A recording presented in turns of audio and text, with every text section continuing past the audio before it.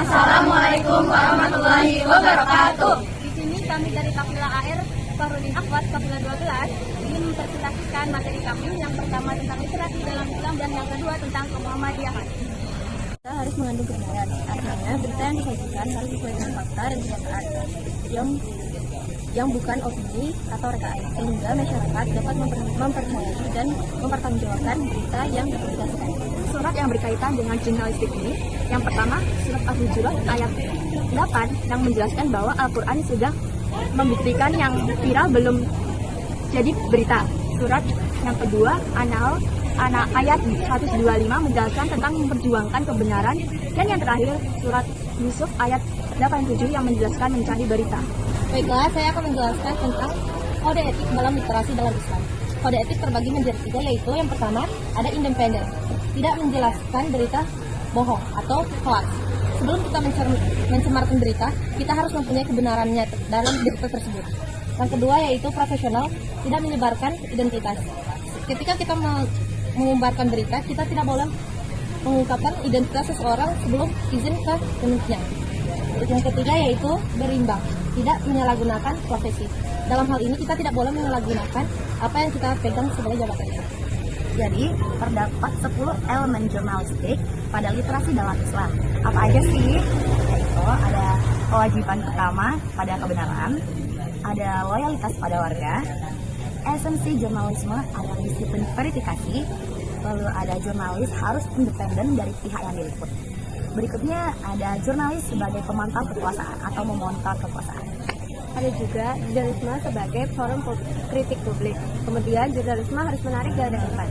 Kemudian berita harus komprehensif dan proporsional. Jurnalisme harus memiliki hati nurani, dan yang terakhir terdapat warga juga punya hak dan tanggung jawab dalam berita. Assalamualaikum warahmatullahi wabarakatuh. Di sini kami akan mempresentasikan tentang materi 2, yaitu kemuhammadiyahan. Yang pertama, saya akan menjelaskan mengenai sejarah Muhammadiyah. Muhammadiyah berdiri pada 8 Zulhijjah 1330 Hijriah atau bertepatan juga pada 18 November 1912 di Kauman, Kota Yogyakarta oleh Kiai Haji Ahmad Dahlan. Muhammadiyah sendiri adalah organisasi Islam pribumi pertama yang mereformasi dan memperkenalkan sistem pendidikan Islam modern, tata kelola, dan manajemen urusan keagamaan yang berlandaskan pada prinsip akuntabilitas dan berorientasi pada dampak serta mempelopori gerakan emansipasi perempuan muslim. Selanjutnya, terdapat tokoh-tokoh penting Muhammadiyah. Yang pertama adalah Kakak Ahmad Dahlan, yang kedua Haji Siti Walidah, yang ketiga Kakak Mansur, dan yang keempat adalah Pak Haji Usman, dan yang terakhir adalah Buya Hamka. Jadi di sini saya akan menjelaskan tentang poin yang ketiga, yaitu koneksi. Universitas Muhammadiyah itu tidak hanya berada di dalam negeri saja, tetapi banyak juga di luar negeri. Contohnya yang pertama adalah Australia. Di Australia nama universitasnya adalah Muhammadiyah Australia College, dan yang kedua berada di Malaysia dengan nama Universitas Muhammadiyah Malaysia, dan yang ketiga namanya Muhammadiyah Islamic College berada di Singapura. Dan juga ada beberapa negara yang terdapat pemimpin cabang Istimewa Muhammadiyah atau biasa kita singkat PCIM, itu ada di beberapa negara. Salah satunya berada di Mesir, Malaysia, Singapura, Australia, Inggris, dan lain-lain. Oke, saya Fadia di sini akan menjelaskan mengenai manfaat kita masuk ke Universitas Muhammadiyah Yogyakarta. Yang pertama, tentunya kita akan menjadi bagian dari keluarga besar Muhammadiyah. Yang kedua, kita akan berfokus bukan hanya pendidikan formal, tetapi kita juga akan berfokus pada pendidikan keagamaan Islam. Kita bisa melihat dari program-program yang dimiliki oleh UMY, mulai dari PAI, kemudian Kiai, kemudian baca tulis Al-Quran, dan juga AIK yang bahkan sampai di semester 6. Selain itu, kita juga akan mendapatkan banyak koneksi dari alumni-alumni, mulai dari Sabang sampai Merauke. Bukan hanya itu, tetapi kita juga akan mendapatkan koneksi lintas negara, seperti negara-negara yang telah ada kerjasama dengan UMY sendiri, yaitu mulai dari Jerman, Malaysia, dan juga lain-lainnya. Sekian, terima kasih.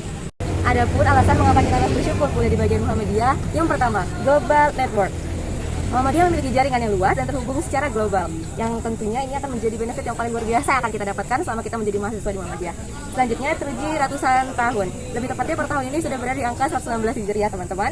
Poin ketiga, public trust yang besar. Muhammadiyah dikenal dan diakui oleh masyarakat karena berkontribusi secara nyata untuk sekitar. Dan poin terakhir adalah tajdid yang terus menerus.